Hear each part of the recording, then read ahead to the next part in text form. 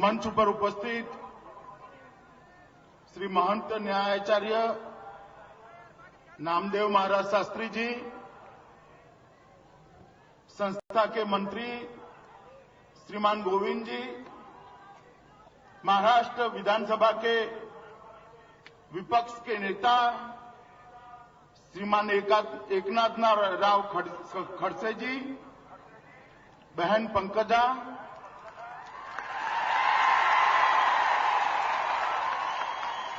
यहां के लोकप्रिय सांसद श्री दिलीप गांधी जी, गुजरात से यहां पर दर्शन के लिए आए भगवान बाबा के श्री शंकरभाई चौधरी,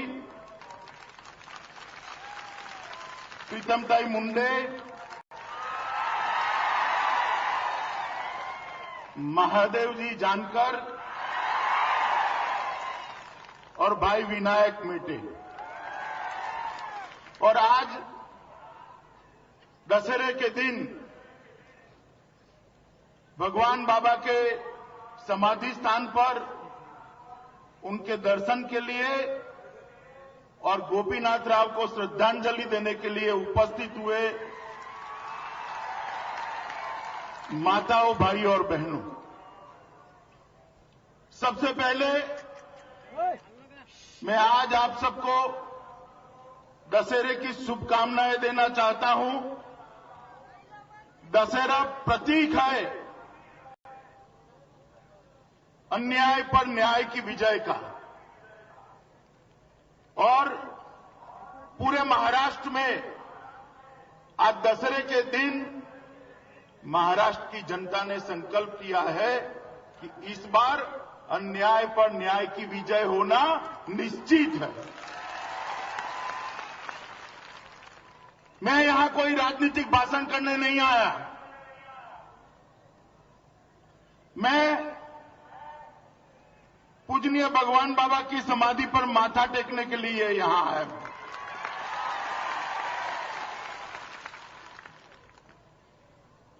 पंकजा ने मुझे बताया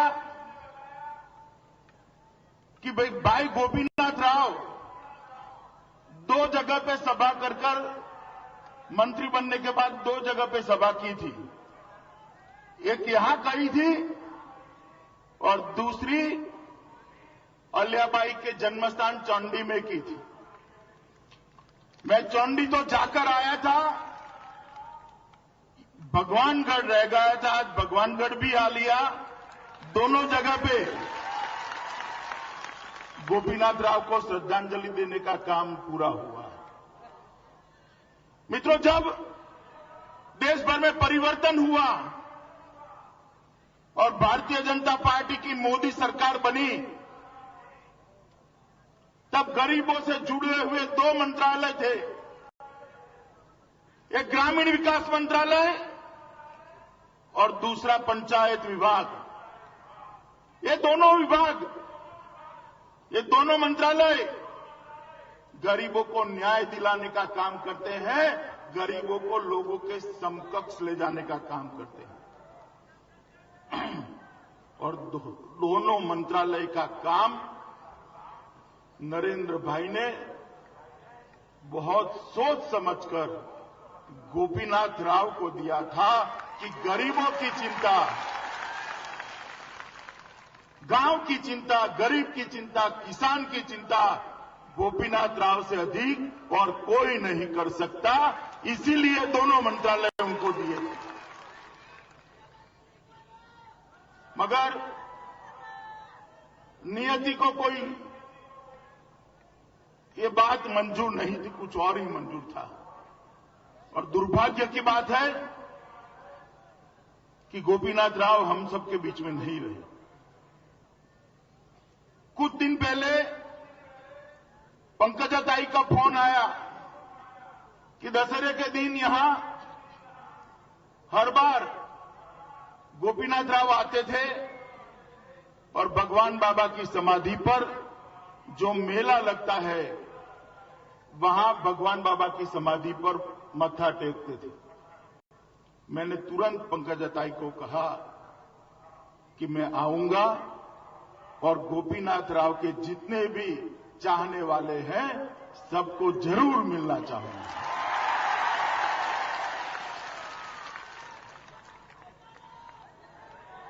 गोपीनाथ राव ने पूरा जीवन उन्होंने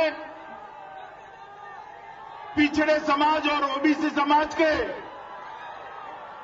कल्याण के लिए दिया। बीड़ से लेकर दिल्ली तक जो संघर्ष यात्रा उन्होंने की, वो संघर्ष यात्रा का केंद्र बिंदु गरीब ओबीसी पिछड़े समाज के कल्याण के अलावा और कुछ नहीं था। और इसी के कारण आज दिखाई पड़ता है लाखों की संख्या में वंजारी समाज और सब पिछड़े समाज के लोग गोपीनाथ राव को श्रद्धांजलि देने के लिए आए हैं। और मुझे मालूम है कि आप लोगों के मन में क्या है।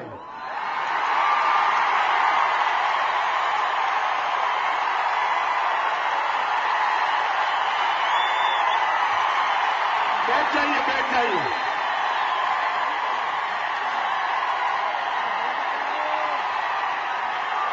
बैठ जाइए।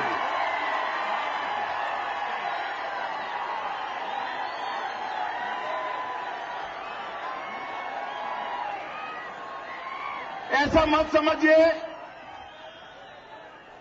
कि आपकी भावनाओं से नेतृत्व अवगत नहीं है।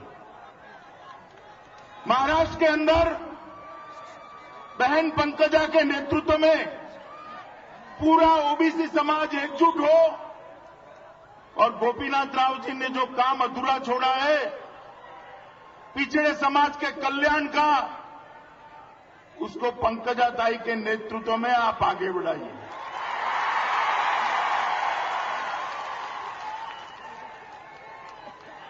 ये मंच राजनीतिक मंच नहीं है, इसलिए मैं कोई राजनीतिक बात करना नहीं चाहता हूं,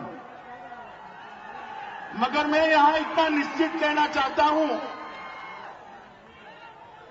केवल कि भगवानगढ़ पूरे वंजारी समाज और बाकी ओबीसी समाज का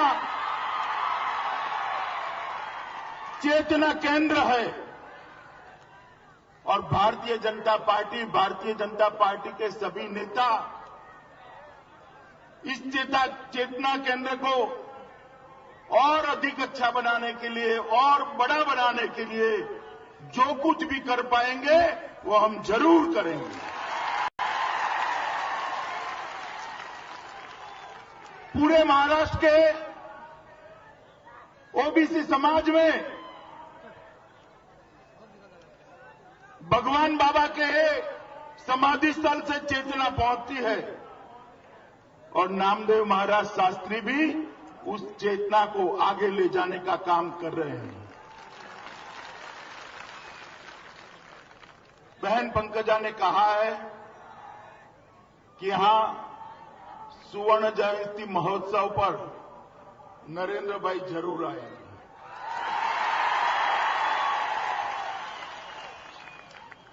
अब पंकजा ने आग्रह किया है तो नरेंद्र भाई जरूर आएंगे।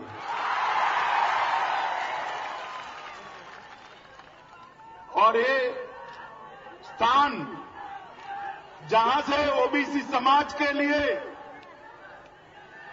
एक प्रगति की राह, एक पथ दर्शक बना है,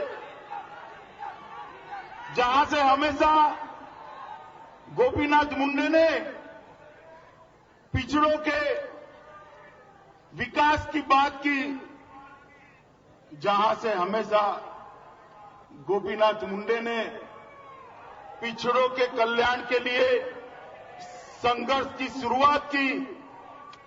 इस स्थान का महत्व पूरे महाराष्ट्र में प्रमुख स्थान पर हो, इसके लिए भारतीय जनता पार्टी के सभी लोग यहां पर काम करेंगे।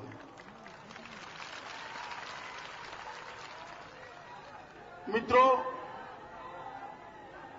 आज विजयादशमी के दिन पर हम सब लोग यहां से संकल्प करके जाए कि पूरा ओबीसी समाज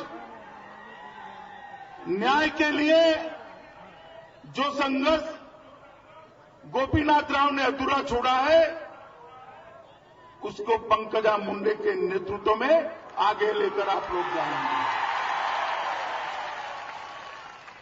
देश में पहली बार भारतीय जनता पार्टी ने एक पिछड़े समाज के व्यक्ति को, ओबीसी समाज के व्यक्ति को देश का प्रधानमंत्री बनाने का काम किया है।